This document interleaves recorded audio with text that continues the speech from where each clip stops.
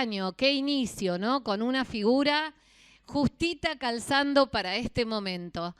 Esta metáfora de la estación, esto de quien llega, quien se encuentra, que mira para atrás de dónde viene, que también elige hacia dónde ir, y ese momento de detenerse y de esperar, de mirar para adelante. Bueno, esta metáfora es la que de alguna manera sintetiza esta propuesta pensada para reflexionar colectivamente desde la clase trabajadora.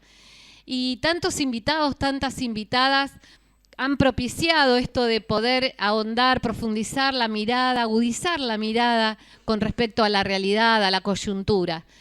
Bueno, y en estos momentos esta coyuntura que tanto tiene que ver con el ámbito judicial, lo que está sucediendo, hasta dónde nos impacta a nosotros, a nosotras en la vida cotidiana, poder reflexionar junto a esta figura realmente es muy importante. La presencia de Carlos Rosansky aquí en este Estación Palabras. Te invitamos, compañero,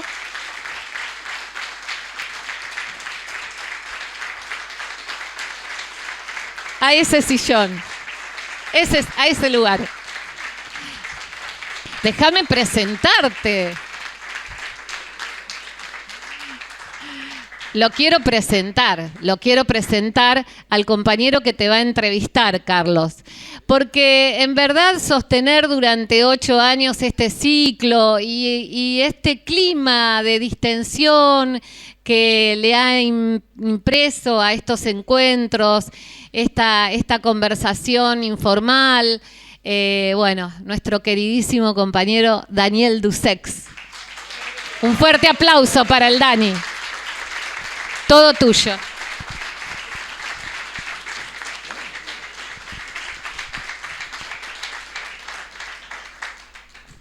¿Nos permiten? Nos sacamos los antifaces. No, pero me dijo que es abstemio. Sí, con mi canciller, ¿se acuerdan de...?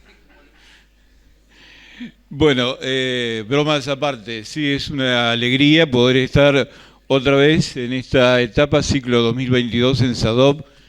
Esto tiene que ver con lo que decía recién Cecilia, pensar, debatir, preocuparnos y ocuparnos de toda la temática que tiene que ver con la actualidad política, porque la política no es una mala palabra, al contrario, es la palabra que significa justamente que a través de ella podemos cambiar y modificar y transformar las injusticias y la sociedad en los aspectos que sabemos no funcionan. Lo que no funciona, como algunos funcionarios decían, no sé quién dijo eso, funcionarios que no funcionan. Bueno, Carlos, gracias por esta gentileza de venir, de decir sí a la invitación.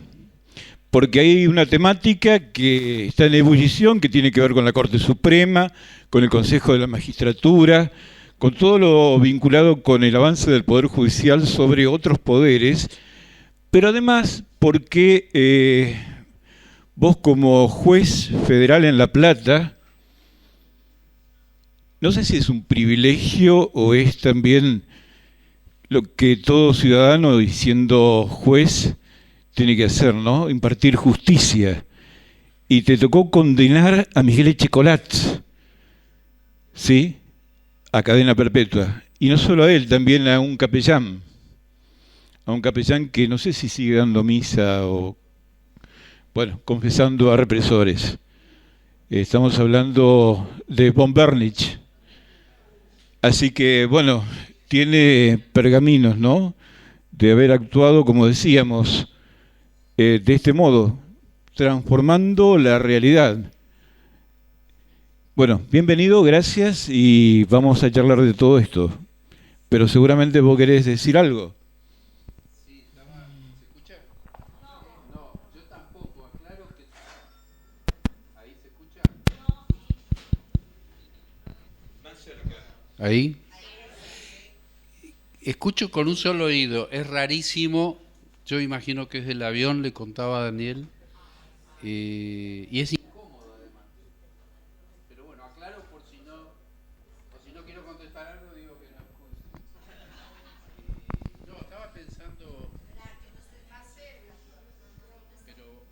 estoy cerca, era de otro lado el tema. No, algo sobre lo que decía Daniel recién. Primero agradezco. Se te destapó el oído. Sí, Por eso escuchas ahora, ¿no? Era técnico. No, primero agradecer, ¿no?, a Ceci, a Daniel, a Sadop. Y tiene que ver con lo que decía Daniel recién sobre los privilegios, porque personalmente siempre pensé, lo que pasa es que es difícil explicarlo cuando está sucediendo, esa mezcla que existe entre lo que uno piensa y la posibilidad concreta de estar tomando una decisión. Es un tema para prestarle atención también, porque es algo que a mí por lo menos me pasó. Pero quiero aclarar como comienzo desde dónde pasó eso que vos decís. En 2 palabras sería: yo ejercí la profesión de abogado 10 años, peleándome con el sistema, con toda la gente, con los jueces, con los fiscales, etcétera, enojado porque como abogado veía que por ahí lo que uno se esfuerza haciendo o escribiendo no lo leen. Bueno, toda esa sensación durante 10 años, después de casualidad, yo venía además de una ubicación específica de militancia, yo venía de la Liga Argentina, en aquel momento por los derechos del hombre, hoy por los derechos humanos, pero la entidad más antigua de derechos humanos, y 10 años después de ejercer, viviendo ya en Bariloche, por un aviso en el diario de un edicto, de un concurso y paso de ejercer la profesión al otro lado del mostrador, pero con el cargo de juez de cámara. Eso lo cuento porque no es una cuestión menor, es decir, al no pasar por todo lo que ustedes conocen como carrera judicial, no sucedió lo que sucede habitualmente en las corporaciones con el efecto que tienen sobre las personas que las integran.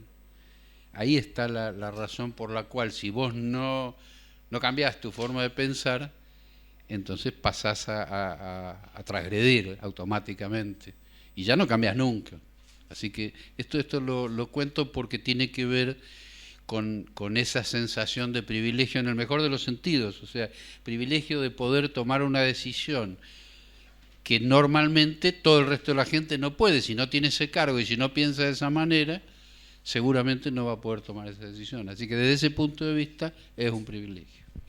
Y de ese juicio que seguramente, no quiero usar la palabra emblemático porque se utiliza cada rato, pero que marcó, que es fundacional en un sentido, ¿no?, por la figura que se estaba condenando y por los delitos que había cometido, no por la figura solamente. ¿Cuál fue tu sensación, vos que venías de militar por los derechos humanos en la Liga? Lo que pasa es que además fue el primer juicio en el país. Entonces no era... Claro, por eso fundacional, después de la derogación de las leyes. Fue el primero después de que se declare inconstitucional la obediencia a vida y punto final. Y La Plata es el lugar de la provincia de Buenos Aires donde hubo más hechos de violación masiva a los derechos humanos, con más centros clandestinos de detención, por lo tanto el lugar con más causas. Y de todas esas causas, el primer lugar que llega a juicio es ese tribunal con ese expediente y nada menos que Chicolás. Igual aclaro que 2 años antes, esto es en 2006, pero en el 2004 yo lo había juzgado y condenado a Chicolás, con anterioridad, o sea, con la vigencia de obediencia a vida y punto final, porque era un caso de apropiación de una niña uruguaya.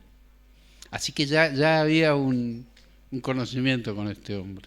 Claro, porque recordemos que no quedaban exceptuados los casos de menores, secuestro de menores, cambios de identidad, a pesar de las leyes de obediencia debida y punto final.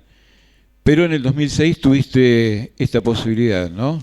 Sí, además, había ese antecedente del 2004, hay una anécdota que no se conoce mucho, pero que es muy fuerte, que es que el tribunal estaba integrado por una señora, por un juez varón y por mí.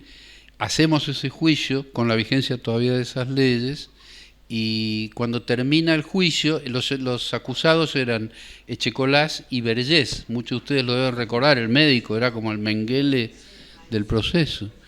una cosa muy, muy fuerte, y una de las víctimas era, ahí no soy yo, ¿El sonido? A ver. Golpealo un poquito, a ver. Gracias. Hola.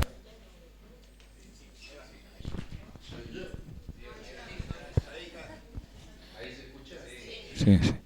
Bueno, una de las víctimas era, que también la debes conocer, falleció Adriana Calvo.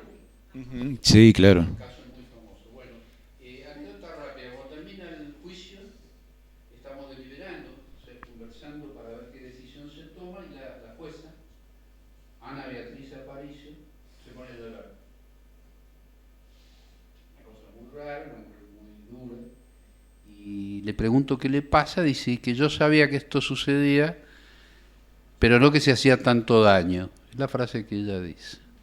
Entonces, el otro juez, una muy mala persona, estamos hablando de lo peor, dice, yo absuelvo. Le digo, a ver, ¿cómo? Le digo, no entiendo. Me dice, sí, porque prescribió. O sea, por el paso del tiempo, etcétera. Mira, me llama la atención lo que decís, porque si esta chica recién se entera ahora su identidad, es decir, a los 29 años, quiere decir que todos esos años se siguió, continuó el delito. Es el ABC de la Facultad de Derecho. Y el tipo dice, no me importa, para mí prescribió, yo absuelvo. Ahí esta mujer, que estaba muy emocionada, dice, no, pero yo no puedo no condenar, pero no puedo ponerle esa humanidad. Bueno, encontramos una solución, que es la que está en el fallo y que hoy está firme hace muchos años, que era poner, yo hacía un primer voto diciendo que eran responsables, que no había prescripto, etcétera, y que era lesa humanidad. Y ella adhería al delito continuado, es decir, una cosa técnica. Pero la anécdota que estoy contando es porque termina ese juicio, pasan 2 años, llega el expediente de Checolás al tribunal, ella se va, se jubila, y comenzamos los juicios. Cuando en el año 2006, 2007, estamos haciendo Bomberich, o el juicio siguiente, no me acuerdo cuál era el juicio, un testigo, víctima, narraba su situación, sus torturas, y mientras contaba eso, dice literalmente, pero peor que la picana, era el perfume de la secretaria que venía con el juez después de la tortura, Ana Beatriz Aparicio. Imagínense ustedes estar ahí escuchando a una víctima hablar de quien estaba en el tribunal. ¿Se entiende? Es de una dimensión difícil de explicar, pero lo quería contar porque permite entender algunas cosas de las locuras que nos pasan, ¿no? Y hablando de Checolats, también tenemos que acordarnos de Julio López, ¿no? Y muchas veces se habló y se criticó de la falta de protección a los testigos en el caso de López. ¿A vos te parece que fue así? ¿Que falló eso? No, en el caso de él no, por varias razones. Y cuando nosotros vamos a hacer ese juicio, no solo no había siquiera la sospecha de que pudiera producirse una desaparición en democracia, sino que no teníamos ningún tipo de precaución de ninguna especie, que además no había sido ni siquiera pedida ni insinuada por su propia familia. Tanto que él iba a venir al juicio y desaparece la noche anterior al alegato, cuando ni siquiera su propia familia, esto lo hemos conversado muchas veces, con su hijo Rubén. O sea, es para ubicarse en ese momento. Nadie podía imaginarle, de hecho, que las amenazas que comienzan, el primero en ser amenazado soy yo, el mismo día de la desaparición de Jorge Julio López. Durante 12 años yo estuve amenazado, todo el tiempo, hasta hace muy poquito. De modo que una vez que él desaparece es donde uno toma conciencia de que lo que todos pensábamos, porque insisto, los fiscales no habían pedido nada, la familia no había pensado, y cientos de víctimas que estaban declarando tampoco. Lo que pasa es que, si bien nunca vamos a saber, creo yo, los detalles, a mí me parece que fue un globo de ensayo. O sea, han probado algo que les salió mal porque López termina siendo un emblema. Al día de hoy, ustedes van a La Plata y van a ver en la universidad, en todas las imágenes que se conocen de él, el efecto que quisieron, que es amedrentar a todos los testigos que seguían, y esto fue para el juicio siguiente, que era el de von Bernich. Y yo pensaba, estaba López desaparecido, nosotros amenazados, todos los jueces y los fiscales del tribunal. En el caso mío, con cosas que 2 años o 3 después recién se pudo hacer un allanamiento y encontrar las armas y municiones, o sea que eran amenazas reales y concretas. Hubo gente presa por esto, no trascendió. De hecho, mi madre tenía 92 años en ese momento y 2 personas con guantes blancos la llevaron en la puerta de su casa, 92 años. Le dieron vuelta al departamento, no se llevaron nada, le dieron un beso y se fueron. Esto tampoco trascendió. Es decir, hay que verlo como todo en el contexto en el que pasa. Pero afortunadamente para el juicio siguiente, yo por lo menos diseñé una metodología de contención de testigos que funcionó todos esos años hasta el día de hoy, que es con dos organizaciones que trabajan con víctimas, la Comisión, el Centro de Protección a la Víctima de la Provincia de Buenos Aires y el CODECET, no sé si ustedes lo escucharon hablar, dirige Norberto Lipski, víctima también en el caso de San Justo, y durante todos esos años, lo cuento rápido, perdóname, pero contalo. Mirá, a partir de la desaparición de López estábamos completamente conmovidos, se imaginan ustedes una cosa que no entra en la cabeza, no hay forma. Habíamos estado y convivido con López durante el juicio. Así que fue una cosa muy, muy fuerte y en ese diseño yo pensaba, los testigos no van a querer venir al tribunal, entonces, al juicio. Entonces yo lo que hice fue, a partir de ese momento, el juicio siguiente fue von Bernich, fue citarlos, en lugar de citarlos al juicio, los citaba en mi despacho, que era 10 cuadras del tribunal. Y en mi despacho lo recibía yo, le preparaba un café o un té y conversábamos con la gente de este equipo, pero no del juicio, por supuesto, conversábamos de cualquier cosa. Y eso tuvo desde el primer testigo que vino, para que ustedes tengan una idea, era el contador o el abogado de Greiber, ¿se acuerdan de Greiber, del caso Greiber? Bueno, el primero que declara es este señor que se llama, no sé si vive, Lieberman, que cuando declaró que previamente había venido en esta experiencia del despacho, les aclaro que acá pasó Héctor Timerman, Jorge Tayana, o sea, con todos ellos hicimos esto. Y el hombre declaró, primer testigo, estaba en pánico cuando vino a mi despacho, y cuando termina de declarar en el juicio, le digo, bueno, muchas gracias, ¿yo quiere agregar algo? Como se le pregunta al testigo. Y él dijo, sí, yo quiero agradecer cómo me hicieron sentir, etcétera. O sea, explicó lo que él, y ahí bueno, bajó toda la tensión porque me di cuenta de que estaba funcionando y de hecho que hasta el día que yo me jubilé funcionó así en todos los juicios. Que era la importancia de que el testigo pueda sentir que venía no a que lo interpelen, porque además no se permitió que se lo maltrate a nadie, pero sobre todo en un ambiente distinto, como es recibirlo, tomar un café, conversar y plantear las cosas de una manera completamente distinta del concepto tradicional de testigo. Perdón que me extendí. No, está bien. Carlos me preguntaba si después iba a haber lugar para preguntas del público, según vos, en la que estamos. Y esto porque conecta directamente con estos casos como lo de Checolats y todo lo que sucedió en el genocidio, ¿no? O sea, había un plan sistemático, el Cóndor, que además hacía que distintos gobiernos intercambiaran información y reprimieran en función de ese plan, ¿no? En aquel momento, bueno, esa represión feroz que nosotros en Argentina vivimos, pero que se continúa luego con otras formas. Me gustaría un poco que te explayaras en esto porque conecta con lo actual, conecta con eso que al abrir esto dijimos que íbamos a tratar, el tema de la Corte Suprema, el Consejo de la Magistratura, el avance de un poder sobre los otros poderes. Sí, está absolutamente vinculado.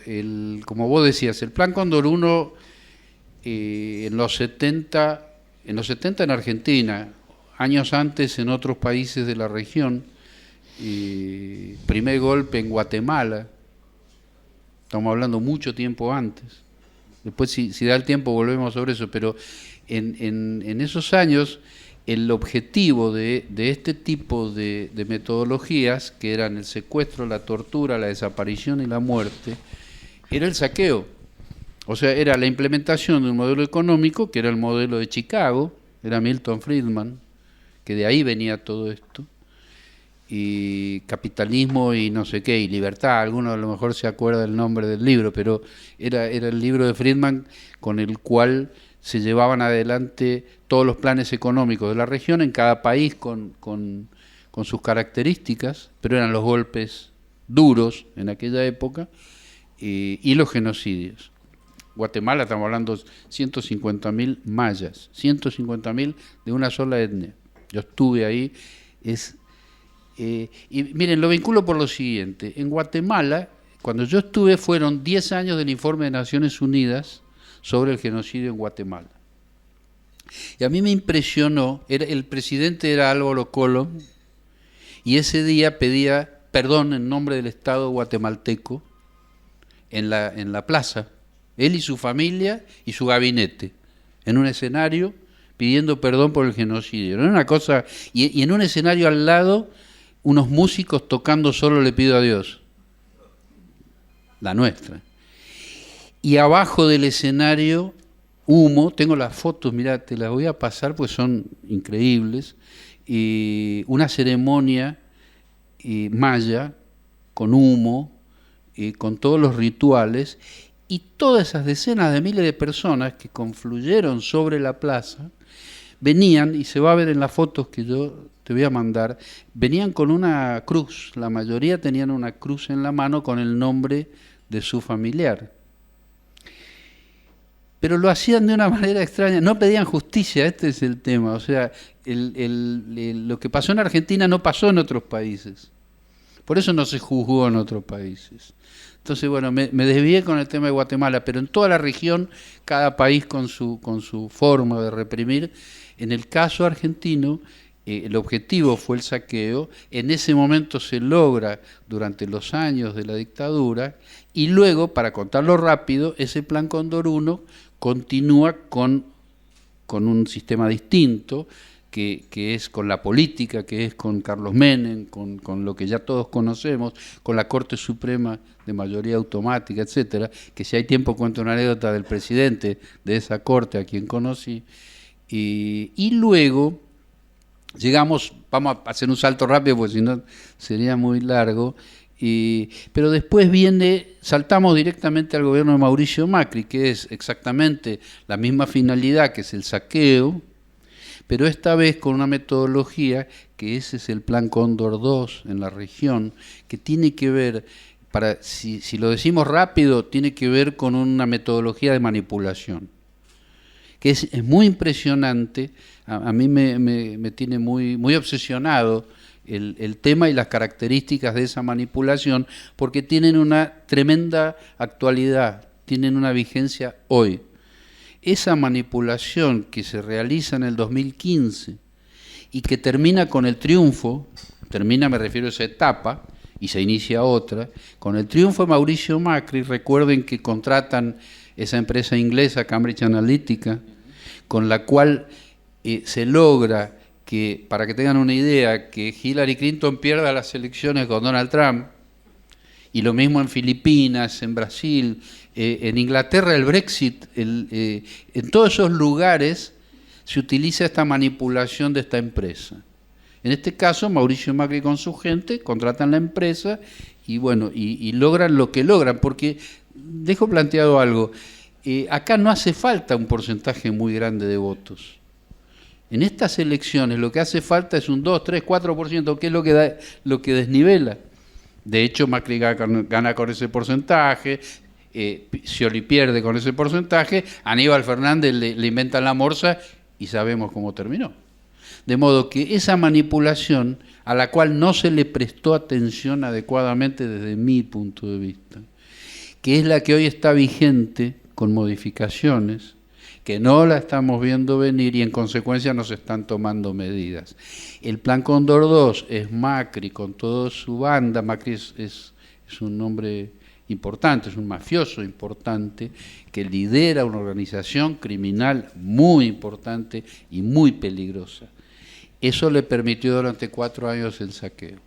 Y hoy, para redondear, porque si no estamos toda la noche, pero redondear lo que decía Daniel, lo que a mi entender es el Plan Cóndor 3, que es luego del gobierno de Mauricio Macri, cuando pierde las elecciones, comienza esta nueva etapa, que también es de profunda manipulación, pero fundamentalmente para lograr la impunidad del saqueo de los 4 años anteriores. Y si se puede, volver en el año 2023, ¿se entiende?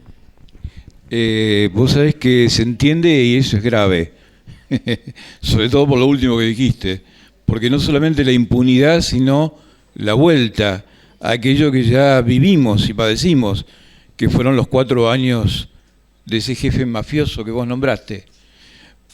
Te pregunto, en esta etapa que sería el Cóndor 3, estos 2 espacios, el Consejo de la Magistratura y también la Corte Suprema con un presidente autoelegido y con pocos miembros, digamos, esta situación, ¿tiene posibilidad de revertirse? Hay proyectos ahora, hay proyectos de ampliación de la Corte. Creo que vas a estar hablando el miércoles en el Senado, en la Comisión de Asuntos Constitucionales. Te han convocado, primicia. Sí, porque fue hoy a la tarde.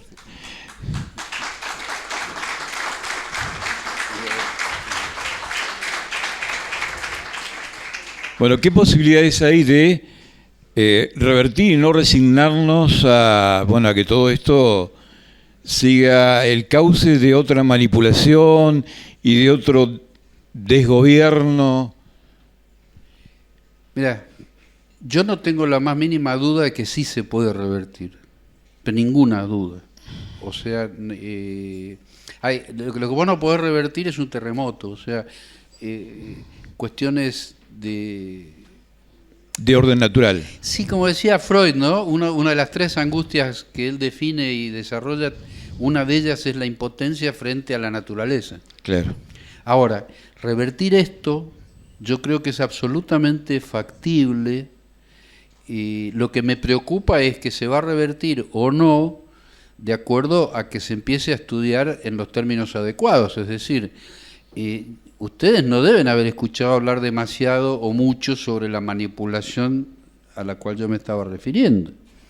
Y si eso no se habla, y si no se investiga, y olvídense que lo hagan los abogados, porque este no es un tema de abogados, puede aportar algo un abogado, pero este es un tema de ciencias sociales distintas, no es de abogacía, este es un tema de psicología profunda, psicología social, trabajo social, antropología, sociología, es decir, son una serie de disciplinas que no están siendo convocadas. Ustedes piensen que cuando el presidente de la Nación convoca asesores, hará 1 año o 2, y ustedes ven el escenario de esta gente, son todos abogados.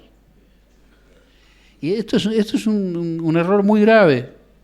Volviendo a la posibilidad, nosotros como argentinos tenemos una riqueza en todo sentido, en todo sentido. Los cambios el reconocimiento de derechos que tuvo la República Argentina y tiene, más allá de dónde vienen, no importa, el reconocimiento de la existencia de derechos, ponerlo en la Constitución Nacional. Tenemos de las mejores legislaciones protectoras de derechos del mundo. De ahí es donde yo digo que se puede, por supuesto que se puede revertir. Lo que pasa es que requiere primero tener conciencia de este tipo de temas, es decir, si uno no acepta que está siendo manipulado, si nosotros no aceptamos que... Una cosa que quiero decir sin demorar, pero vos hiciste la broma de Oyola, del canciller, vicecanciller. Vos la hiciste. Sí, pero ¿sabés qué? Cuando estaba por venir, estaba en el hotel viendo a Víctor Hugo Morales, y esto no lo van a creer, pero lamentablemente tienen que creerlo. Hay un documento del día de hoy de la Corporación Diplomática de apoyo al vicecanciller, y no es broma lo que voy a decir, pero hace reír, donde dicen que esa noche tomaron agua, él y su equipo. Está por escrito. Pero es increíble, o sea, estamos en una sociedad en la cual se puede decir cualquier cosa en serio. Porque parece una broma. Si yo les estoy diciendo que el hombre que estaba borracho, y hoy sale un documento donde su corporación dice, ese día solo tomaron agua, ¿no? Y lo van a ver cuando terminemos la reunión de hoy. Así fue. Claro, bueno. Nosotros abrimos ya el diálogo y las preguntas, si te parece, y brindamos por el marco que pusiste recién, de que se puede, de que depende sobre todo del pueblo, ¿no? Bueno. Los genocidas están presos. Claro. Abrimos las preguntas, así que, si les parece, a mí me gustaría que una de las preguntas que contestara es sobre la importancia del Consejo de la Magistratura, porque lo escuchamos, oímos hablar, hasta hablamos nosotros del Consejo de la Magistratura, pero es un tema para quienes no están en el ámbito de la justicia un tanto ajeno, ¿no? No tendría que ser ajeno, no. Pero quiero decirte que a veces parece como para especialistas. ¿Cuál es la importancia del Consejo? Mira, yo voy a tratar de decirlo en muy pocas palabras y contar una anécdota también del Consejo, que como lo que dije recién, no lo van a creer, pero créanlo. Y además yo pediría si podemos levantar, si es posible, levantar la luz y bajar y levantar un poco la otra para que veamos si se puede. Se vea la cara. Sí, porque eso lo hacemos cuando... Estamos como en un interrogatorio acá. Sí. Fui yo, confieso. Cuando empiecen las preguntas, levantamos esta luz. Bueno. Buenísimo. Consejo de la Magistratura.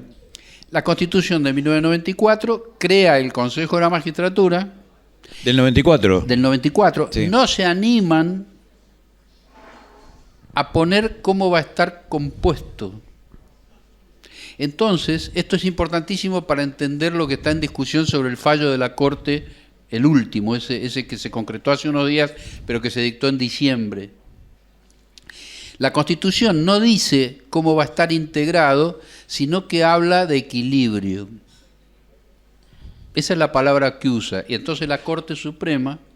Ustedes saben que hay un viejo chiste que le pregunta a un abogado cuánto es 2 más 2 y él dice cuánto quiere que sea.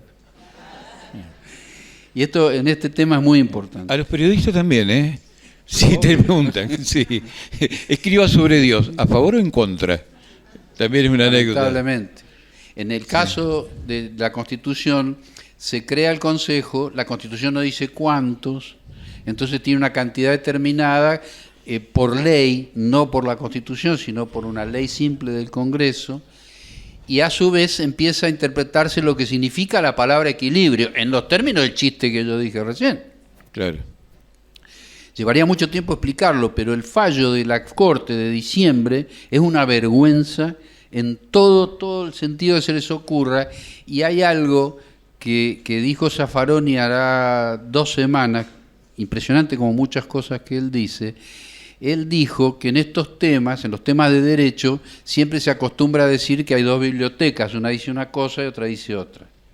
Zaffaroni dijo textualmente en televisión, dijo, en este tema que resolvió la Corte, y fíjense que él es ex miembro de la Corte, o sea, y es muy prudente para estas cosas. Él dijo, en este tema, ni el último panfleto del último anaquel de la biblioteca dice lo que está diciendo la Corte. Esto está mostrando la enormidad de lo que han hecho. La Corte volvió a darle vigencia a una ley derogada por el Congreso. Esto es delito. Pero para que algo sea delito, tiene que haber un contexto en lo cual se lo pueda llamar delito. Y nosotros estamos viviendo un contexto relativo, donde todo es relativo, es la posverdad, insisto, llevaría mucho tiempo desarrollarlo, pero sigo con el Consejo de la Magistratura. Se crea el Consejo de la Magistratura, de hecho que yo lo conozco muy bien porque yo fui el primer juez federal nombrado por el sistema, por este sistema nuevo. Porque el Consejo tiene esto, ¿no? La potestad de nombrar jueces y también de... Sí, en realidad no los nombra, lo que hace es proponer una terna, que no es poco, y el que decide es el presidente de la Nación. Claro.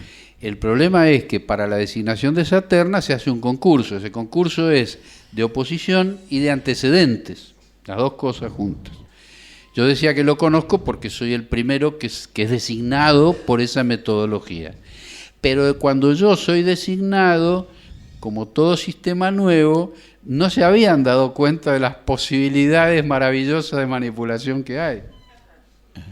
Entonces, perdón la autorreferencia, pero yo lo gano porque yo hacía 10 años que era juez de cámara por concurso, porque Río Negro tenía concurso anterior. Entonces yo soy juez de cámara por concurso durante 10 años, hago el examen de oposición y saco 100 puntos de 0 a 100. O sea, no había posibilidad de que yo no fuera designado, porque el presidente, que era de la Rúa, a quien no conocí, como tampoco conocí al gobernador que me designó en el concurso de Río Negro. Pero de la Rúa había dicho que iba a nombrar el primero que saliera. Eso fue fundacional, después no fue así.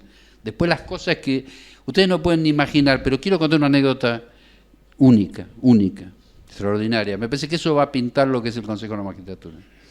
Cuando estamos haciendo algunos de los juicios de lesa humanidad, no me acuerdo cuál, todo complicado, todo cuesta arriba, se imaginan, todo mal, López desaparecido, seguíamos con amenazas, era todo un momento muy crítico y los dos jueces que estaban en el tribunal conmigo, uno se había vuelto loco. ¿De verdad? Sí. Sí, literal. Se había quebrado, Ajá. Ahora creo que falleció, era un amigo, es con el cual habíamos hecho Echecolás y Bombernich. Ajá. El hombre se quiebra. Cuando se quiebra, yo digo, yo no voy a hacer un juicio con una persona que está quebrada.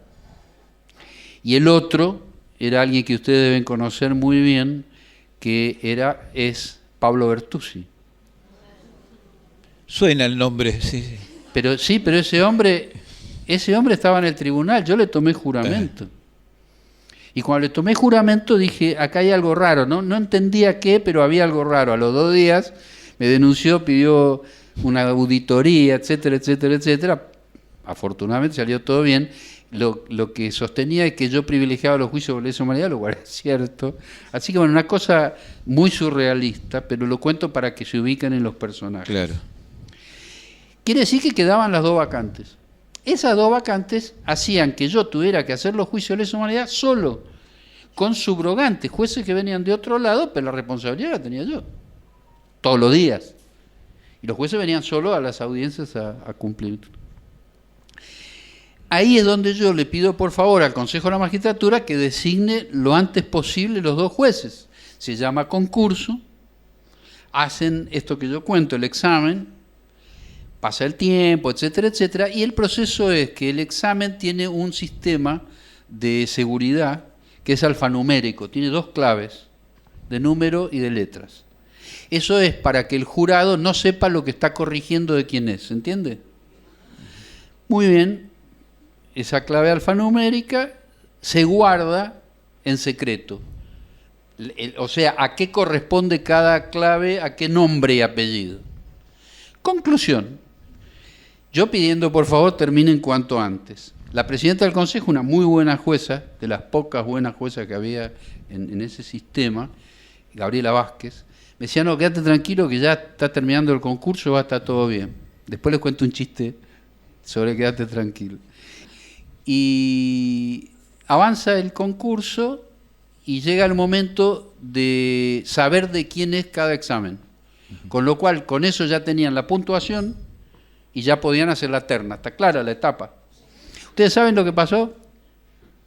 Contanos. ¿Dónde se guardaban las claves? ¿Dónde la guardarías vos? Y bueno, sí, en caja un lugar fuerte. seguro. En la caja fuerte del Consejo de la Magistratura de la Nación, de la calle Libertad, frente al Teatro Colón. Está claro la ubicación física. Abren la caja fuerte y se habían robado las claves. Charly García diría say no more. No, pero por favor, ustedes piensen Porque realmente supera la ficción. Yo me entero y no lo puedo creer. Y yo, ubíquense en la escena, yo estaba en el medio de la tragedia. Y en algún momento, cuando avanza todo esto, me voy a Buenos Aires a hablar con esta señora, le digo, Gabriela, por favor, le digo, ¿cómo van a robar las claves? Y bueno, terrible. Le digo, no, pero es un delito, sí, hay una investigación. Quiero aclararle que jamás se supo ni se esclareció quién robó las claves. Pero miren de qué concurso. No solo eso, sino que me dice, quédate tranquilo, después cuento el chiste si da el tiempo, porque ya tenemos una solución. Le digo, ¿cuál es la solución? Y yo insisto, lo que yo estoy contando no lo inventé, no lo soñé, es verdad. Tomaste poco vino, así que... Como el vicecanciller. Confiamos, sí. El Consejo de la Magistratura tiene lo que sería para mí la mesa más grande del país. No sé si ustedes vieron alguna foto, pero les va a llamar la atención la foto por la dimensión. Entonces, esta mujer, Gabriela Vázquez, dice, mira, quédate tranquilo porque la solución es la siguiente. Nosotros lo que vamos a hacer es, ponemos todos los exámenes arriba de la mesa. Insisto que estoy contando la verdad. Ponemos los exámenes arriba de la mesa y llamamos a lo que hicieron los exámenes. Entonces, miran y van a decir, este es mío, este es mío. Yo le digo, pero ¿vos estás segura? Sí, esta es la segura. Bueno, hicieron eso. Hay que publicarlo esto, porque se tiene que conocer. Claro. ¿Saben qué pasó? Vinieron. Entonces uno dijo, este es mío. Listo. Este es mío, este es mío, este es mío. Todo bien. Hasta que una chica dijo, este es mío. Y un señor dijo, no, es mío. Entiende que es para preocuparse. O sea, estamos en una situación de país compleja. Porque los dos dijeron, es mío. Ahora, con sentido común, no puede pasar eso. Claro. Pero yo les cuento el final porque no quiero demorar. Se anuló todo, ¿entienden? Sí. Hasta el día de hoy quiero aclarar. Claro. Van 10 años. Era previsible, sí. Claro. ¿Empezamos con las preguntas, les parece? Acá, Bueno. antes de las preguntas, contá por favor, Carlos, el quédate tranquilo. ¿El qué? Ah, el chiste. No, es un chiste que me contaba mi tío. Va a aparecer un libro con anecdotarios y chistes de él, ¿eh? No, pero ¿No lo reservamos? Lo asocio permanentemente porque hace muchísimos años, 40 años, un tío mío, fallecido, me contaba ese chiste que era de un boxeador que estaba en la pelea y viene del primer round con un ojo hinchado y le dice, mira, me va a matar este. Y el segundo, ¿vieron que se llama segundo, el que lo ayuda? Le dice, no, está fenómeno, ni te tocó. Entonces, bueno, segundo round, los dos ojos, tercero, en el octavo, viene arrastrándose, mormoso los golpes, le dice, mirá, me va a matar este, pará la pelea. No, ni te tocó, va ganando vos. Entonces le dice, bueno, vigilámelo al referee porque alguien me la está dando. Y a mí me impactó siempre. El referee y el juez. Pero es que esta cosa de quedarte tranquilo está todo bien, y sí.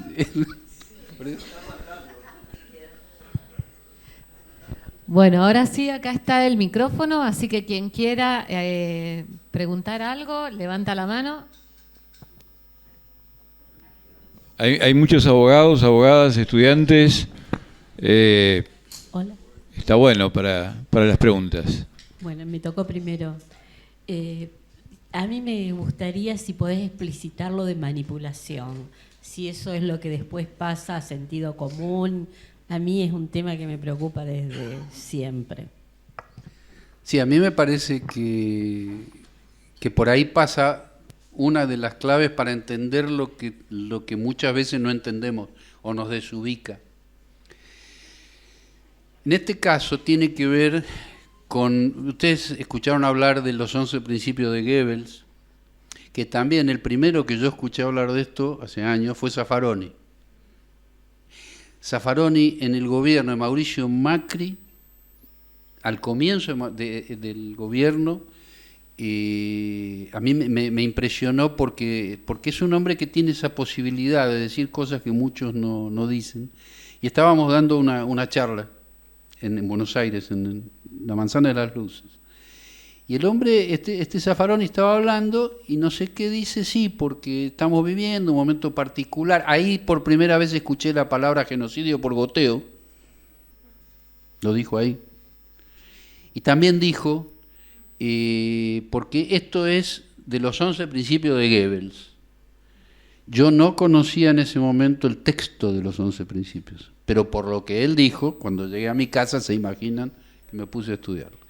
El tema es así, esos 11 principios, que tampoco los inventó Goebbels, no nos va a dar el tiempo, pero no es de Goebbels, sino que es nada menos que de un norteamericano, en realidad es austríaco viviendo en Norteamérica, sobrino de Sigmund Freud, perdonen la digresión, pero ese fue el que en realidad habla de manipulación, eso lo toma Goebbels, saca esos 11 principios que fundamentalmente apuntan a la reiteración de la mentira que termina construyendo verdad. Yo agregaría que nosotros estamos viviendo un momento de posverdad, donde en realidad, y también después voy a contar algo vinculado a la verdad y a Kafka, pero nosotros estamos viendo un momento en el cual la construcción de subjetividad la hacen los medios hegemónicos. Entonces todos los días se están diciendo cosas que son mentiras, pero no tiene importancia que sean mentiras.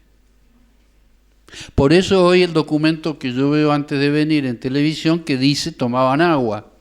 Entonces, lógico, para mucha gente tomaban agua, y esa gente es a la cual va dirigido el proceso de manipulación, no a nosotros, porque nosotros vamos a seguir pensando como pensamos y votando lo que votamos. El problema es que esto va dirigido, y quiero contar algo rápido de mi hermana. Mi hermana, que es mayor que yo, hace unos años, no sé si fue en el 2019 o previo a las elecciones o en la época, que me dijo primero dice no quiero hablar de política, yo nunca hablamos porque, para no pelearnos, entonces a pesar de eso hizo un comentario y dijo yo a esa mujer no la votaría jamás. Entonces esto es textual, entonces yo le digo, ¿por qué? Respuesta de mi hermana, porque se robó todo. Pregunta mía, ¿cómo sabés? Respuesta de ella, lo saben todos. Entonces yo me quedo y le digo, no, está bien, pero yo lo que te pregunté es ¿cómo sabés? Respuesta de mi hermana, lo saben todos. A mí me impactó, a ustedes también los hubiera impresionado porque es un ejemplo muy claro del efecto de esa manera. Todos tenemos una hermana. Todos tenemos una hermana que piensa así.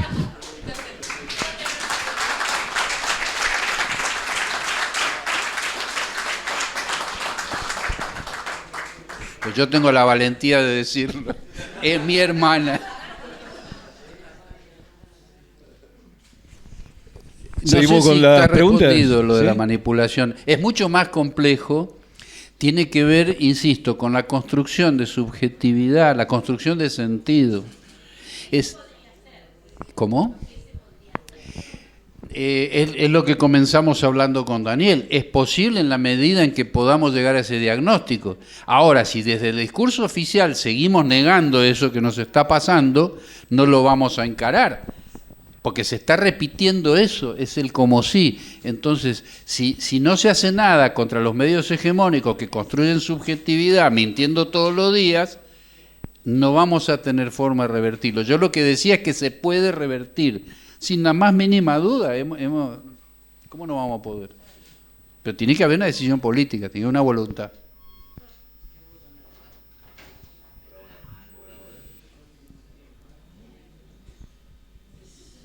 Si no hay preguntas, sigo preguntando yo. ¿Eh? Por allá, por allá. Hola.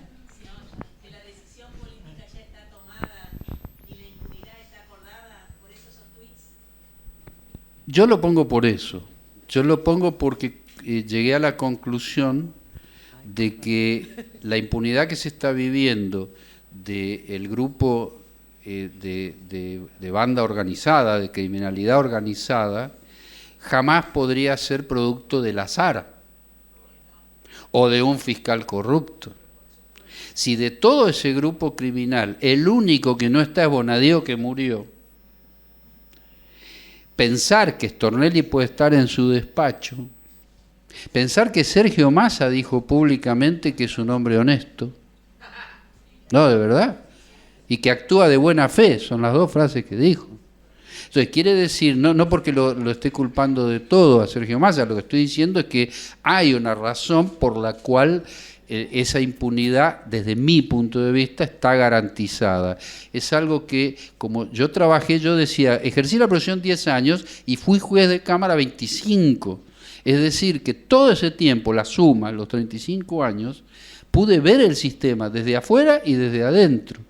Y la impunidad no es casual en este caso, es resultado o de las cosas que se hacen o de las que no se hacen. Entonces, si Milagro Sala sigue presa, es absolutamente evidente que hay una decisión de que eso no se modifique. Entonces, lo mismo que la manipulación. Se puede, ¿y cómo no se va a poder? El país que tiene la mejor legislación casi del mundo. ¿Cómo no vamos a poder lograr que esté en libertad? Lo que pasa es que si las personas que deciden que esté presa son un grupo corrupto de la justicia de una provincia que integra una nación que a su vez no se anima a tocar nada de todo eso, no es que no haya instrumentos, es que no se los quiere usar. Entonces, desde ahí es donde yo llego a la conclusión de que esto está decidido. Y hay que entender, por lo menos hay que mirarlo de ese lugar para poder criticarlo desde ese lugar. Porque si no nos vamos a comer nosotros la construcción que hacen los medios hegemónicos. Y fíjense un detalle muy rápido.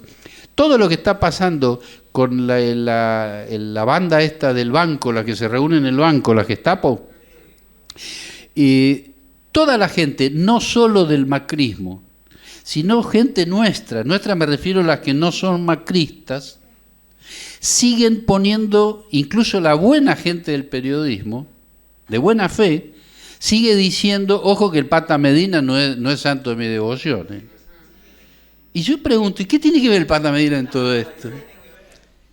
Pero si ni siquiera el macrismo, estoy diciendo, los buenos periodistas sienten esa necesidad de tener que aclarar y tomar distancia del Pata Medina, cuando no habría ni que nombrarlo con nombre y apellido. Porque estamos viendo una escena de delito. O sea, ahí lo que se estaba es construyendo un delito que luego se concreta con aquellos empresarios que no están procesados, porque les recuerdo que le dictaron la falta de mérito, hasta ahora no están procesados, deberían estarlo, o a futuro, creamos que va a suceder, porque son gente que se sentó en esa reunión, se le dijo lo que tenían que hacer, lo hicieron, y el tipo fue preso. Entonces, procesar a esa gente, y sin prisión preventiva, por mucho menos un ladrón va preso. Toda esa gente está en libertad, entonces la impunidad yo creo que por el momento está garantizada y desde antes, no es una cosa nueva, no se decidió hoy, se decidió hace años.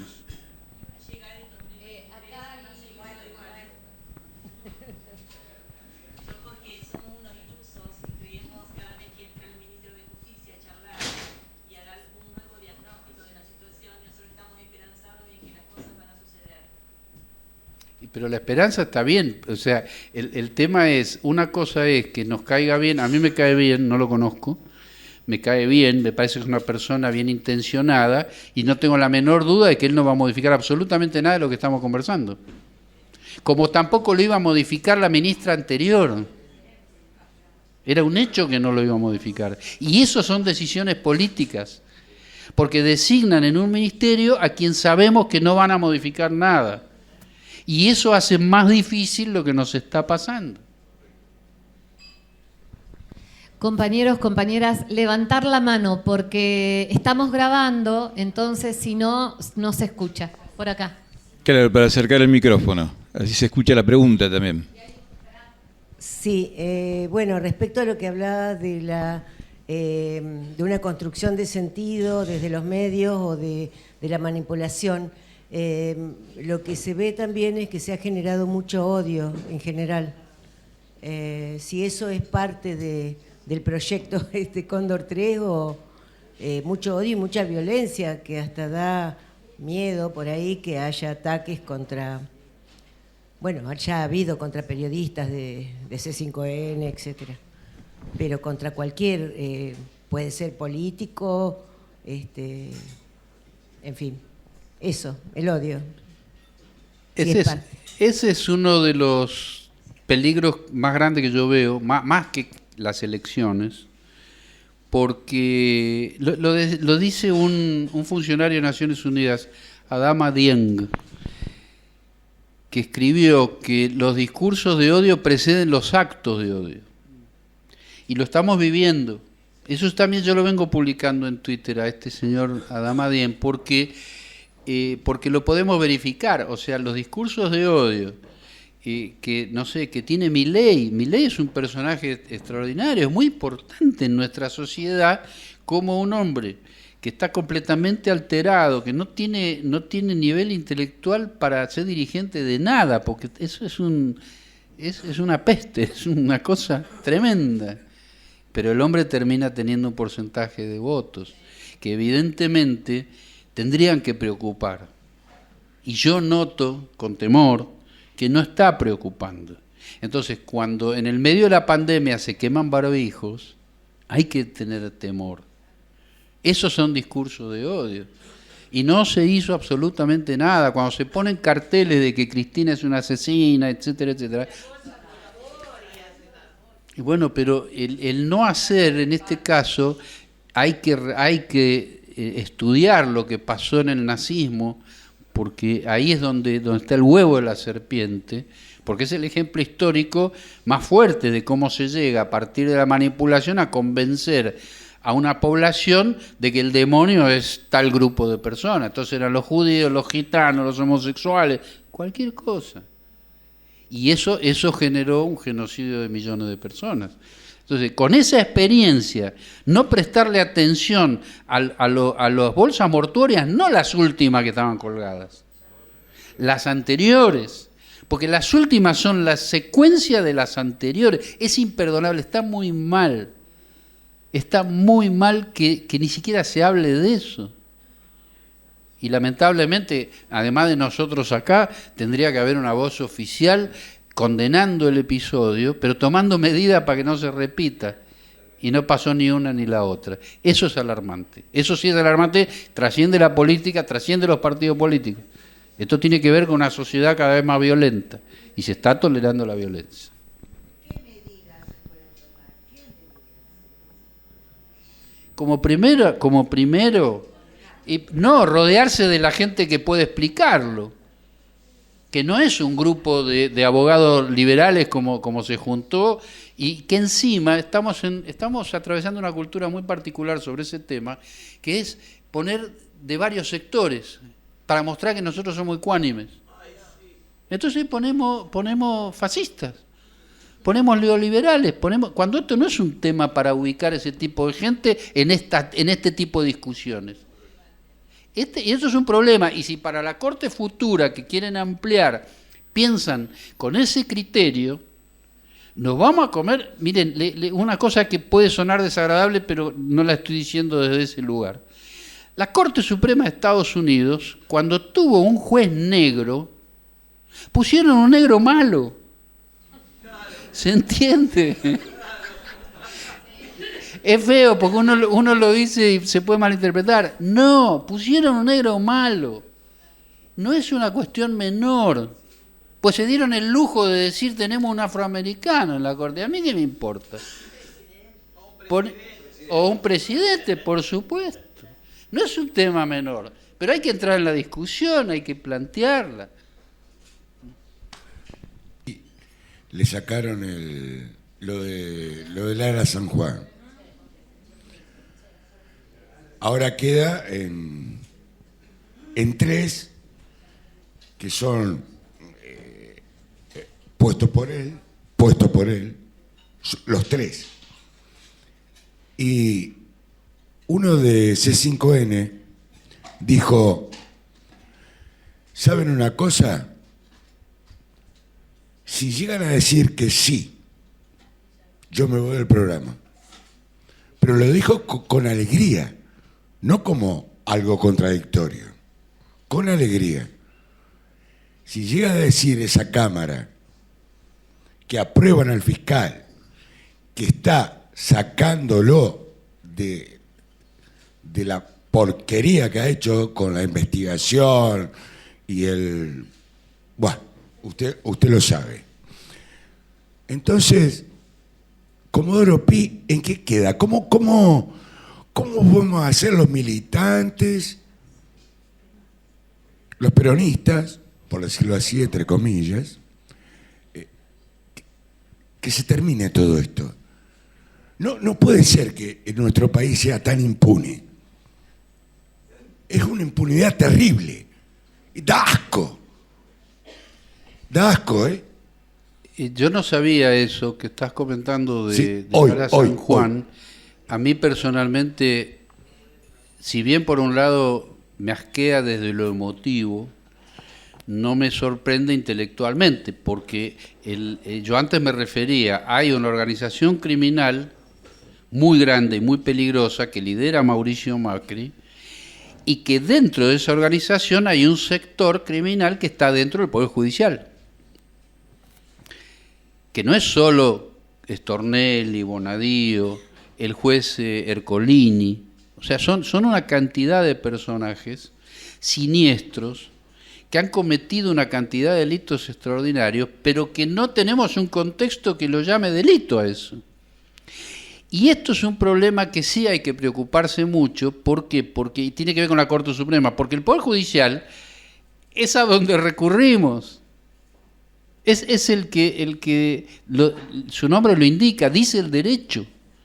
Entonces, cuando le garantizan la impunidad a toda esta gente, no es solo Macri que queda impune de un cargo de Lara San Juan. Es una organización criminal a la cual no se está persiguiendo porque hay una decisión de no perseguirlo. Y les cuento algo legal. Hay una convención internacional que se llama Convención de Palermo, porque fue firmada en el año 2000 en Italia, en Palermo, en homenaje a la lucha contra la mafia en Italia. Esa convención argentina la firmó y la ratificó. Ninguno de ustedes debe haber escuchado hablar de esa convención, que está vigente en la República Argentina. Que el subtítulo de convención de Palermo, o el título, es Convención Internacional contra el Delito Organizado Transnacional. Si ustedes leen el contenido, van a pensar que fue escrito para el macrismo o contra el macrismo, porque describe todos los delitos que cometió y le da al Estado, a los estados que lo firmaron, incluido Argentina, le da la posibilidad. Es más, Argentina está nombrada en el comienzo con un agradecimiento porque una de las reuniones preparatorias se hizo en Buenos Aires. Y no se habla de este tema. Y esa convención permite confiscar los bienes producto de los delitos, traer las cuentas offshore, lo que se imaginen está escrito ahí. Ahora, yo pregunto, si no lo hablamos acá, ¿por qué no conocemos esto? ¿No lo saben los jueces? ¿No lo sabe el gobierno esto?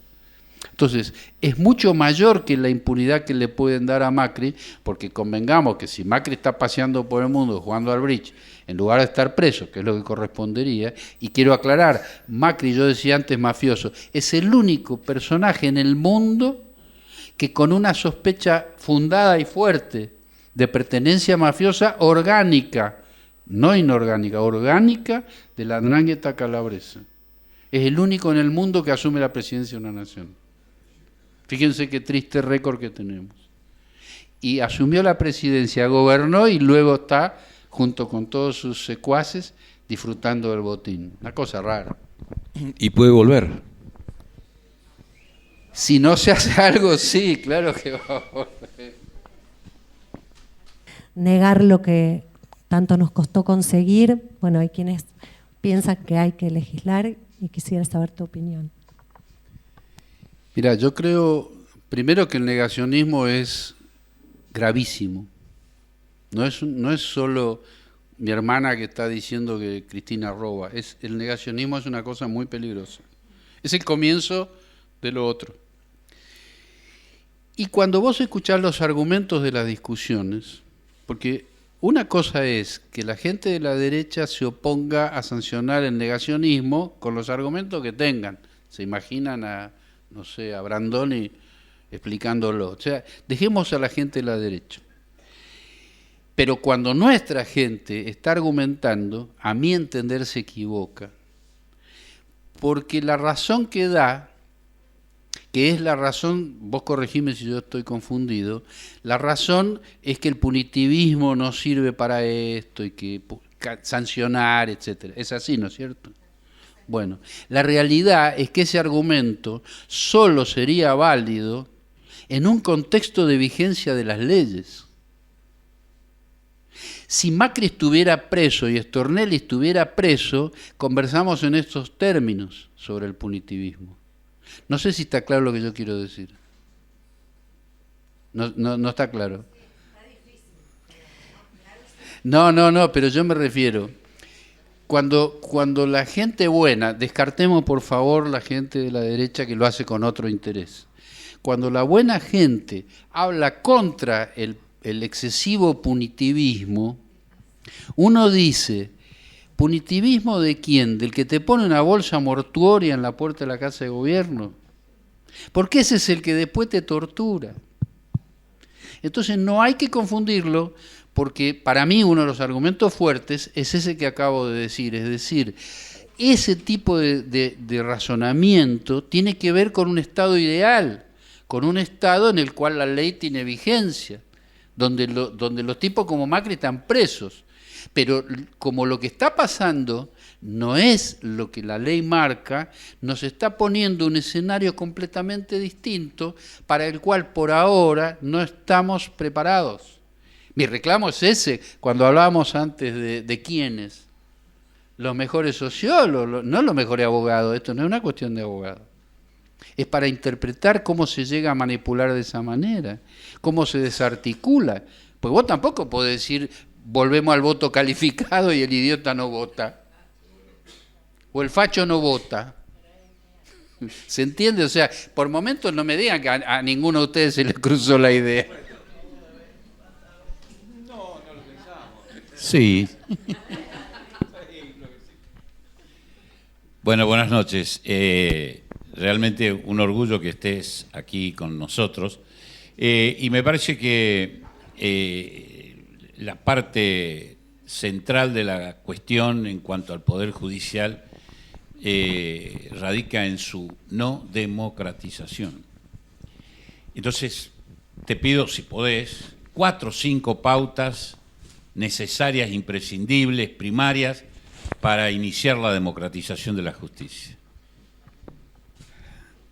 Es un tema medular y les recuerdo que en el año 2013 Cristina presentó un proyecto en la Cámara de Diputados. Yo estaba ahí ese día, se me caían las lágrimas.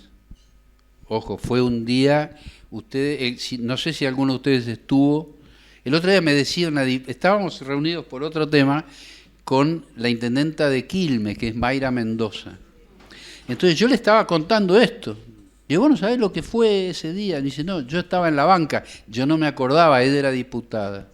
Ese día yo no pude, yo estaba con ese señor Norberto Lipski que mencionaba del CODECET, no pudimos entrar al palco donde estábamos invitados los dos, que éramos los dos invitados al palco del presidente de la Cámara, que era Julián Domínguez, hoy ministro. Ese era el escenario. No pudimos entrar porque la militancia estaba en el medio de la Cámara de Diputados y vinieron de protocolo para desalojar, imagínense, le dijimos, ni loco, vamos a otro lado. Bueno, esto es para que se ubiquen lo que significó la presentación de ese proyecto. Pero hay un tema muy importante, que es que ese proyecto, después les digo qué tenía tenía un articulado revolucionario, literalmente, que era que los representantes de 3 corporaciones, que son abogados, jueces y académicos. Ustedes me van a decir, ¿son los 3 abogados? Sí. Son 3 corporaciones de abogados con otro nombre, porque unos son abogados, otros son académicos y otros son jueces. Los representantes de esas 3 organizaciones, al Consejo de la Magistratura, iban a ser, por esa ley, por el proyecto, iban a ser elegidos por el voto popular. Cuando yo lo leí, no lo podía creer, porque yo decía, brillante, al que se le haya ocurrido Es extraordinario que la gente pueda votar los consejeros, que son los que te van a enchufar los jueces. ¿Saben cómo terminó? Diputados lo aprobó, Senado lo aprobó, Cristina lo promulgó, con lo cual funcionó la Constitución, ¿está claro? En 3 semanas la Corte Suprema lo declaró inconstitucional. ¿Dónde está el poder real? En la lapicera de los jueces de la Corte. Entonces, la democratización de la justicia es absolutamente imprescindible, si no, no podemos conversar.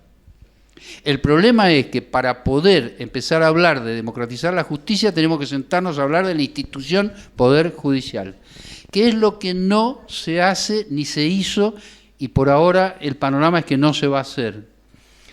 Y les cuento algo muy rápido. Año 1994, estamos hablando hace 26 años. Yo estaba en La Habana, Cuba, en un congreso de Derecho Penal, 26 años atrás, planteando que la única forma de reformar el Poder Judicial es con un análisis institucional. Me querían matar. No se imaginan la discusión que se armó. Era previo a la guerra de Perú-Ecuador. Entonces los ecuatorianos que decían que era una locura lo que yo estaba diciendo, que tenían buen concepto los jueces argentinos, pero después lo que escuchaban, yo todo lo que estaba planteando es análisis institucional, técnicamente. Después me di cuenta, cuando vuelvo, porque a mí me sorprendió, esto lo cuento porque es muy importante, por qué se generó tanto rechazo a lo que yo estaba planteando, que era analizar la institución. Año 1994. Cuando vuelvo, paso por Brasil, donde vive mi excuñado, psicoanalista exiliado de la dictadura, hasta el día de hoy. Y le cuento, me dice, ¿cómo te fue en Cuba? Le digo, mira, me pasó esto, y me querían matar. Y dice, bueno, pues sos un animal. No, vos tenés razón, dice, pero no se dice de esa manera. Bueno, ahí me explicó otras palabras para decirlo, me recomendó los libros pertinentes, los estudié, y con los años fui, en vez de hablar de análisis institucional, empecé a hablar de abordaje interdisciplinar. ¿Está? Pero la realidad, y vuelvo a lo anterior, cada institución tiene sus propias patologías, tiene sus propios fenómenos, tiene locura, tiene mitos fundacionales, tiene violencia fundacional, tiene violencia en el transcurso. Bueno, todo eso, si no es analizado, eso va a continuar y se va a agravar. Entonces, cuando nosotros miramos, vemos el resultado de la suma de los años. La Corte Suprema de la República Argentina, el 10 de septiembre de 1930, primer golpe de Estado, el 6 de septiembre, día de mi cumpleaños, no del 30, pero más, digamos, pero 6 de septiembre, 4 días después, la Corte Suprema 4 días después lo convalida, iniciando... sos abogada, inicia la doctrina de facto, convalida el golpe de Estado. ¿Cómo se llamaba el Procurador General de la Nación que hizo el dictamen que tomó la Corte para convalidar el golpe de Estado? ¿Saben cómo se llamaba? Decinos. Horacio Rodríguez Larreta. No, el abuelo, no sé, bisabuelo. Horacio Rodríguez Larreta. Cualquier coincidencia no es coincidencia. Entonces, lo traigo porque esa corte es la actual. Es decir, si institucionalmente no se trabaja para tener una composición ideológica distinta, lo que van a hacer es lo que dijo Foucault. ¿Se acuerdan de Foucault en los 70 en la conversación con Chomsky? ¿La vieron? ¿Alguno la vio? Bueno, extraordinario. Eso se llamaba, un programa de televisión se llamó Justicia y Poder o algo así. Ahí Foucault dice que todos los modelos, todos los sistemas educativos reproducen modelos de dominación. Y a mí me impactó esto de los años 70, y me impactó hasta el día de hoy, porque es lo que nosotros vemos en la Facultad de Derecho, reproducen lo mismo, salen los mismos abogados y tenemos los mismos jueces. Este es el problema. Acá tenemos estudiantes de Derecho, ¿no? ¿Sí? Acá tenemos estudiantes de Derecho. Digo, es pertinente lo que decís. Por allá una pregunta. Grita.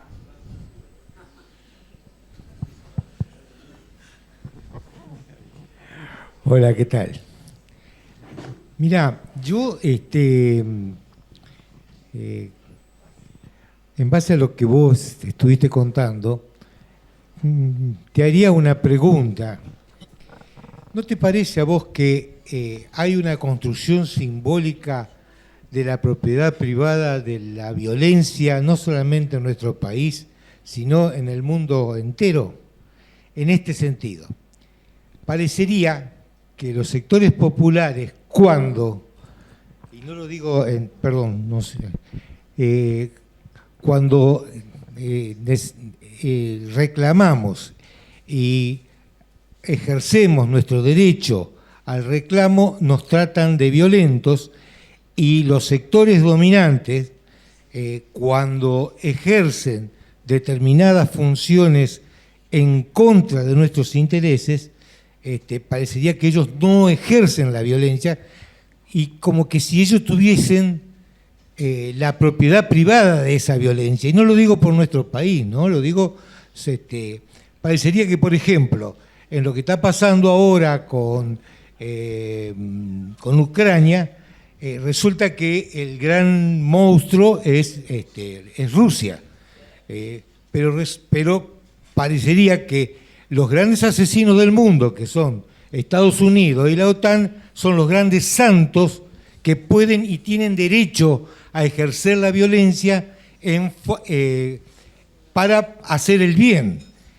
Y medio como que en cada país ese modelo se estaría reproduciendo, y de tal manera que a nosotros estaríamos familiarizados con ese modelo de violencia, ¿no? Es decir, porque fíjate vos que tenemos en las distintas situaciones que vos contaste, tenemos situaciones extremadamente violentas. Digo más, creo que el ejercicio actual de los 3 jueces de la Corte Suprema es un ejercicio violento, tremendamente violento para el conjunto social nuestro. Sin embargo, parecería que tendríamos que tolerarlo. O, por ejemplo, ningún partido político, ningún dirigente político, o muy pocos, en la provincia de Santa Fe, han hablado sobre la injerencia de la DEA en nuestra provincia, contratada por el señor gobernador. Resulta que hicieron un convenio con la Embajada de Estados Unidos hace 15 días, donde la DEA puede interferir, viene a colaborar, entre comillas, ¿no es cierto?, con la seguridad en la provincia de Santa Fe. Cuando sabemos, y tenemos un gobernador que yo lo voté, pero bueno, no importa lo que hice yo, tenemos un gobernador, ¿no es cierto?, que tenemos un gobernador que resulta que contrata al asesino para que nos siga asesinando, que están bajo el título de ¿quién? De la DEA, que es el principal controlador del negocio del narcotráfico en todo el mundo. Bueno, no sé si es una pregunta o lo que quise decir. En muchas cosas. Fue una tribuna de opinión, una tribuna de opinión. Lo que pasa... No, pero hay una parte que sí es pregunta, o por lo menos es una afirmación que hay que acompañar todo lo que dijo. Pero sobre todo el tema de la violencia. La violencia que ha ejercido en la Argentina la derecha, no me refiero a la represión de la dictadura, que ya la conocemos, sino a la nueva forma de violencia, es infinitamente superior a la de cualquier protesta. Es la violencia del saqueo, la violencia de la impunidad, la violencia de cárceles llenas. Las cárceles están llenas de presos sociales, cuando son la banda neoliberal es infinitamente más peligrosa, en todos los sentidos, en aspectos que ni siquiera se conversan sobre, por ejemplo, Mauricio Macri, aspectos que no han sido dichos o alguna vez los insinuaron, que tiene que ver con cierto grado de distintas perversiones que el hombre tiene, pero No quiero detenerme en eso porque nos alejaría. Yo, con lo que vos decías, yo creo que hay un discurso hegemónico de la violencia que la define y que la define en función de los intereses de quienes se están definiendo. Estás hablando de un país que tiró 2 bombas atómicas. Ahora resulta que ellos son los que se horrorizan por el Donbass y ni siquiera aclaran que son el nazismo que hay. ¿Cómo? Pero claro, ¿y por qué pasa eso? Eso está vinculado, no, y no lo van a decir. Yo antes comentaba algo, 5 minutos lo cuento. ¿Se acuerdan de Milan Kundera, el escritor? Milan Kundera hace años da una conferencia en México sobre Kafka. Esa conferencia se utiliza luego como prólogo de una edición del Proceso de Kafka, que le ponen como prólogo el discurso de Kundera. Eso yo lo compro de casualidad, volviendo de un viaje, viviendo en Bariloche, paso por Buenos Aires, compro el Proceso para releerlo, muchos años después, y veo en el avión, veo el prólogo y digo, no tengo que releerlo, el libro de Kafka. El prólogo, miren lo que dice en 2 palabras, Milan Kundera. Cuenta una historia real de Checoslovaquia, de Praga, en la época de la ocupación que vivía Praga, Checoslovaquia. Cuenta, es un caso real, de un ingeniero de Praga que viaja a Londres a un coloquio de ingeniería. Vuelve a Praga y en el diario, que se llama De Rude Prava, el diario de Checoslovaquia, de Praga, lee: ingeniero de Praga viaja a Londres y luego de hablar mal de su gobierno se exilia en Occidente.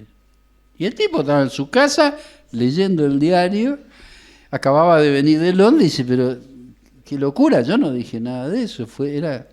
Entonces se va a lo que sería el Ministerio del Interior, supongamos, de allá de Praga.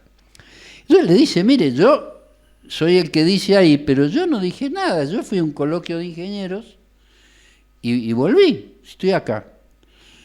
No, sí, eso fue un error de nuestros servicios de inteligencia en Londres. Bueno, entonces, por favor, aclárelo porque estoy teniendo problemas. Es el chiste del boxeador. Claro. Y entonces el ministerio dice, no, nosotros no aclaramos nada. Se imaginan, no era momento de hacer aclaración. Entonces se va al diario, a De Rude Prava, y le dice lo mismo. Dice, mire, yo estoy acá, lo que ustedes publicaron me está trayendo problemas. Pero no lo pude aclarar el ministerio, le pido a ustedes, aclárenlo, desmiéntanlo. Yo, no, nosotros no hacemos eso. Conclusión de la historia real que cuenta Milan Kundera. ¿Qué le pasó? Este hombre tuvo tantos problemas que terminó exiliándose en Occidente. Entonces Milan Kundera cuenta sobre esta historia real, dice 2 conclusiones. Están en el prólogo de ese libro. Dice la primera, en los países kafkianos el castigo precede a la culpa. Yo estaba en el avión leyéndolo hacia Bariloche y me quedé helado. Segunda conclusión que directamente me rompió el cerebro. En los países kafkianos la verdad no tiene importancia. Y ahí entendí muchas cosas, hace muchos años de esto, pero ahí comprendí, y esto era mucho antes, pero mucho antes, yo vivía en Bariloche, imagínense, hace más de 26 años atrás, y Macri no estaba en el gobierno, ni siquiera en el gobierno de la Ciudad de Buenos Aires. O sea que este concepto de que lo kafkiano hace que la realidad no tenga importancia es lo que da pie a toda la manipulación. Por eso me impresionó tanto lo que decía. Y por eso lo interesante es que cuando uno se va entrenando sobre la manipulación y sobre la realidad, más allá de las enfermedades que le van a agarrar, porque es para volverse loco, pero ve distinto las cosas y sobre todo escucha distinto los discursos. Porque nosotros estamos acostumbrados y educados en el concepto de que la verdad sí tiene importancia. Nos lo decían en la familia, en el club, en la iglesia, en donde ustedes quieran. Y esta gente le está diciendo, no tiene importancia. Fíjense hasta dónde nos están corriendo el arco. Y ahí es donde yo decía, si nosotros no lo analizamos y no buscamos gente que nos pueda ayudar a entenderlo, no vamos a poder elaborar algún tipo de respuesta. Imagínense que por ahora estamos lejos porque ni siquiera estamos en la etapa de tratar de entender el fenómeno. ¿Seguimos con preguntas? Hola, sí. Dos más. Bueno, primero felicitarlo, la verdad un placer. Y además porque me parece que es un tema central, ¿no es cierto? De todas maneras, escuchando, se me ocurría un poco lo siguiente. Me vino a la mente una frase de José Martí que decía, cuando la ley mata, ¿quién mata a la ley? Porque yo digo, en realidad todo esto del Poder Judicial, sinceramente no creo que el Poder Judicial pueda autodepurarse, o sea, institucionalmente me parece que es absurdo pensar eso. Me parece que es muy importante lo que dijiste sobre el tema de la manipulación, que es más que manipulación, me parece que es todo un imaginario que se ha instalado desde hace tiempo. Quiero decir, no es una estrategia, una cuestión coyuntural, sino que es una cosa que se ha instalado desde hace tiempo, muy, muy potente, y que realmente hay sectores muy importantes de nuestra sociedad, que inclusive sectores populares, que no pueden leer la realidad correctamente, ¿no es cierto? Entonces, es muy grande el desafío, ¿no es cierto? Es muy, muy fuerte. Me parece que lo más preocupante es que desde los propios sectores populares, y nacionales y populares y democráticos, no se afronte la realidad con decisión y determinación, porque evidentemente, como vos decís, si no se empieza por reconocer el problema y afrontarlo con todo, mucho menos lo vamos a resolver. Entonces, o hay una resignación y un sometimiento, ¿sí? O sea, una claudicación directamente, por lo menos en una parte, ¿no es cierto? O bueno, o no sé, o hay una actitud donde realmente no se valoriza verdaderamente el enemigo, la magnitud del problema, del desafío, etc. Entonces, creo que estamos en una situación muy crítica, creo que hay que empezar a llamar a las cosas por su nombre, ¿no es cierto?, al pan pan y al vino vino. Creo que me llama mucho la atención que no se hable de dominación, que no se hable de dependencia. Hay palabras que no se borraron del vocabulario de muchos compañeros, diputados, senadores, dirigentes, sindicalistas. O sea, no se habla de imperialismo, no existe el imperialismo, no existe la dependencia, no sé. Me parece que tenemos que, quiero decir, el problema de la justicia es una pata de un sistema de dominación, directamente. O sea, estamos en un problema de que somos una semicolonia del imperio y hay sectores propios, digamos, que son serviles a ese sistema de dominación. Entonces, si no empezamos a hablar de estas cosas y a discutirlas a fondo, no vamos a poder encarar el tema de la justicia, porque no es un problema que lo vamos a solucionar con una ley, sino con una construcción política y con una lucha política y una construcción de un bloque popular que vaya para adelante con esto. No sé, te planteo, no sé cuál es tu opinión, pero quiero decir, me parece, y no es, a ver, creo que no es un tema estrictamente político, ni siquiera estrictamente legislativo, ¿no? Es un problema político de fondo, ¿no? De si realmente pensamos en que vamos a pelear por hacer de este país un país soberano y libre, o qué. O pensamos que con algún proyectito, qué sé yo, por más genial que sea, lo vamos a solucionar. Mira, yo coincido con lo que decís. Yo creo que es la conjunción de dos cosas. Una es la sabiduría de la derecha, sabiduría, bueno, no es la mejor palabra, pero la eficiencia de la derecha para construir esos discursos, y la otra es la ineficiencia nuestra para dar respuestas. Yo me acordaba ayer u hoy, ya ni sé qué día, pero ustedes se enteraron que hubo elecciones en el Colegio de Abogados de la Ciudad de Buenos Aires. Sí, Gilavedra. Estamos hablando de 70.000 abogados. Y yo en eso que leíamos de cómo fue los días anteriores, me venía a la mente algo en lo cual yo había participado muchísimos años atrás y que cobra vigencia ahora estos días. Cuando se crea el Colegio Público de Abogados de Buenos Aires, había dos entidades que no eran públicos, sino que eran asociaciones privadas. Una era la Asociación de Abogados de Buenos Aires, que éramos mayoría de abogados. O sea, los afiliados a la Asociación de Abogados de Buenos Aires éramos mayoría.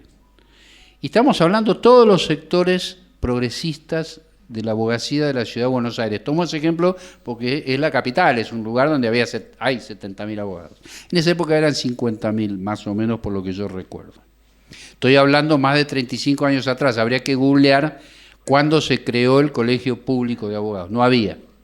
Estábamos nosotros, que éramos Asociación de Abogados de Buenos Aires, estaba todo el surdaje, el peronismo, estaba, bueno, Zaffaroni por supuesto, Baigún, toda la gente progresista del derecho estaba en ese lugar, los laboralistas. Y la otra asociación era nada menos que el Colegio de Abogados de la Ciudad de Buenos Aires, que sigue existiendo, que son los defensores de genocidas, Martínez de Hoz, Grondona, la peor derecha. Estamos hablando de lo peor de lo peor de la abogacía, estaba y está en el Colegio de Abogados de la Ciudad de Buenos Aires. Cuando se crea el colegio público, hay que votar, hay que ir a elecciones. Hay que ir a elecciones, entonces nosotros decimos, bueno, vamos a ganar, qué sé yo. Sí, entonces nos juntamos los que estábamos ahí, la asociación, y nos pusimos a dibujar, bueno, qué propuesta teníamos que hacer en la lista para ganar las elecciones. Entonces se pusieron, vieron que se junta la gente, hace un listado, qué sé yo. Y un grupito de nosotros, muy chico, dijimos, bueno, ahí hay que poner derechos humanos y liberación nacional. Literalmente como lo estoy diciendo. Y la gente que estaba con nosotros dijo, no podemos poner derechos humanos y liberación. Estoy hablando antes del golpe, ¿eh? Entonces nosotros le decimos, no, pero ¿cómo no vamos a poner derechos humanos y liberación nacional? Ahí viene la ruptura. Entonces dijeron, no, nosotros no lo ponemos, y nosotros dijimos, nos vamos. Éramos 10 gatos locos. Estaba Carlos Zamorano, no sé si alguno lo conoce, de la Liga. Estaba Eduardo Barcesat. Nos vamos y decimos, bueno, faltaban 3 días para cerrar la lista. Dijimos, bueno, hagamos una lista nosotros.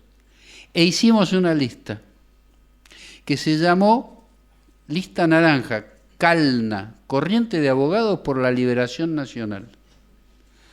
Hicimos la lista, estaba Barcesat, estaba Zamorano, estaba yo, y no teníamos pasacalles, porque no éramos nada. Entonces, no sé si ustedes conocen el Palacio de Justicia, tiene una plaza adelante, la Plaza Lavalle. Entonces dijimos, bueno, tendríamos que, pero ya no hay lugar, porque estaba todo lleno.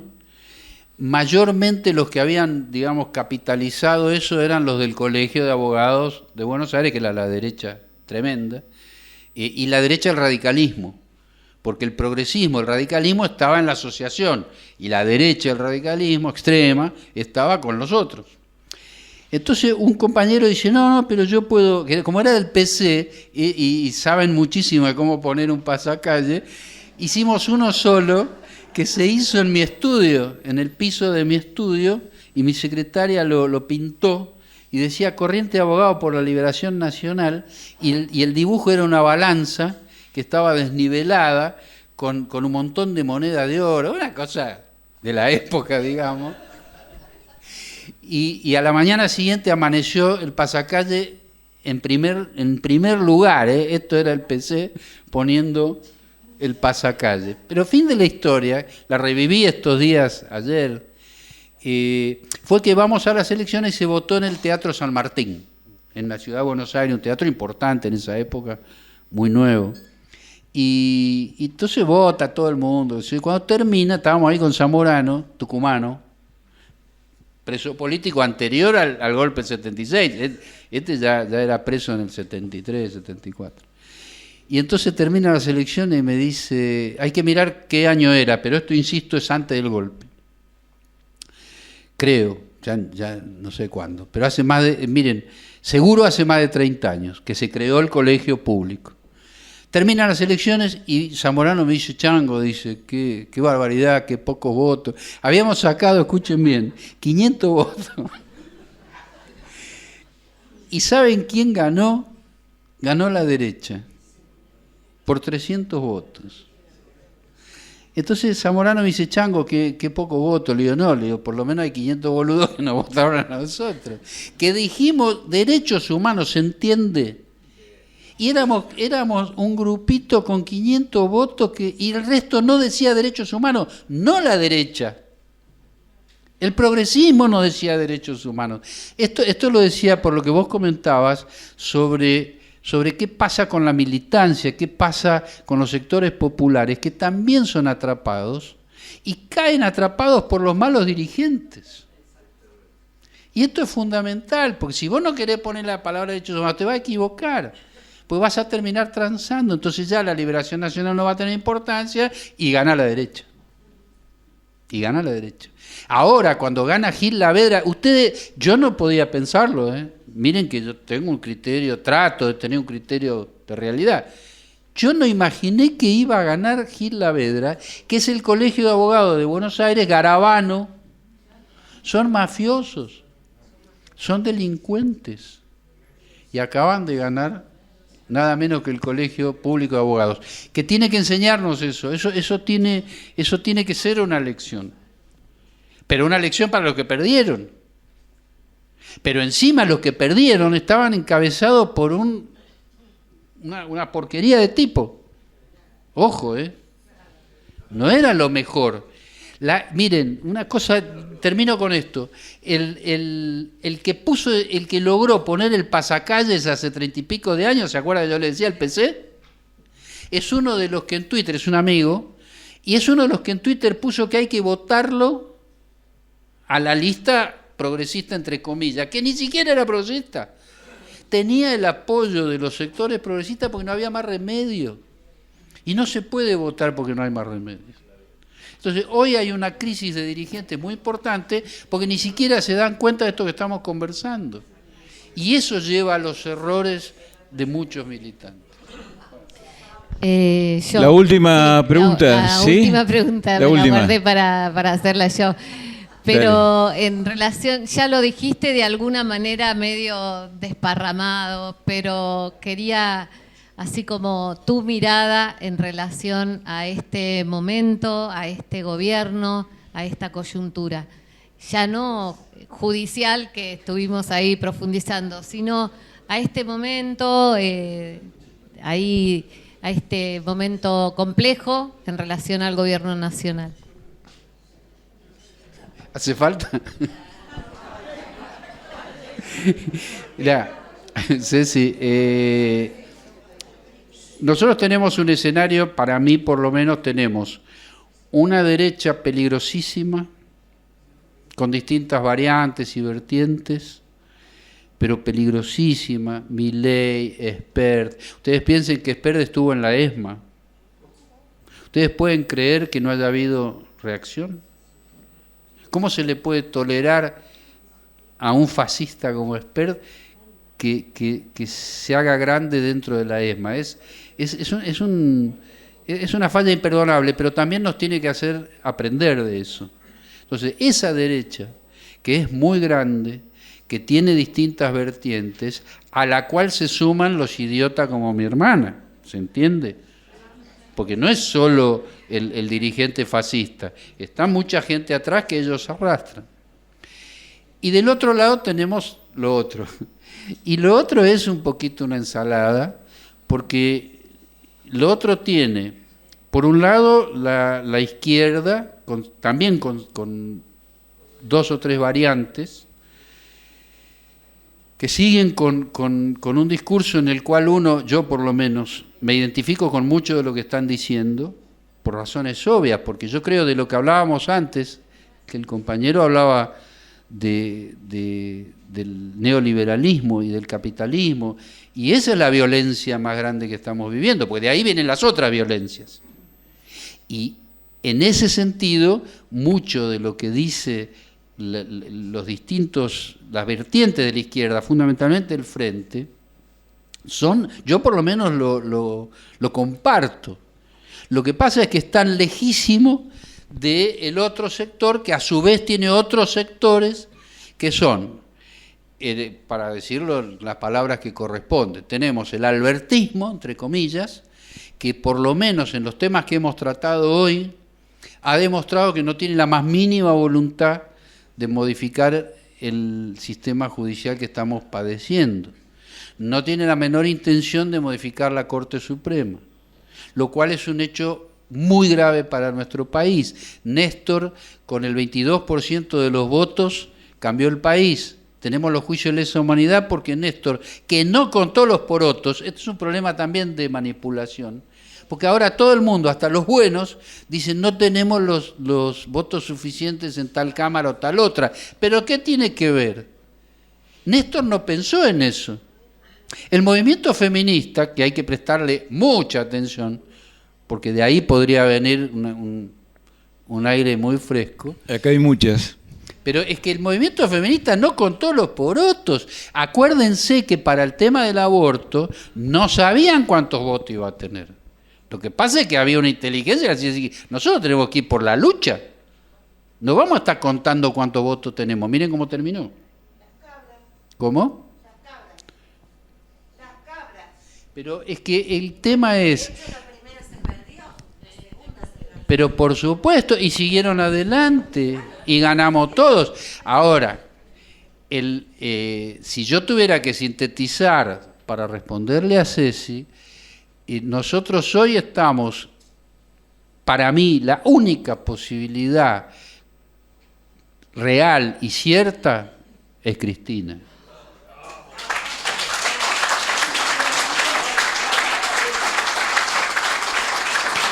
Eso había que decir.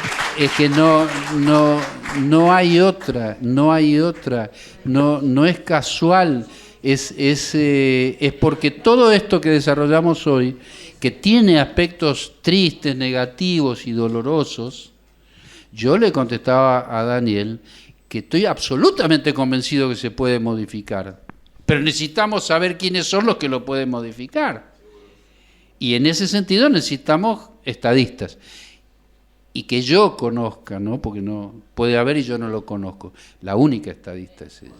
Y creo que si apuntamos para ese lado, nos puede ir bien. No lo sabemos porque yo no, ni sé si alguno de ustedes lo sabe, porque es una incógnita. ¿Se entiende? A lo mejor no es una tontería. ¿Se acuerdan el famoso concepto del operativo Clamor?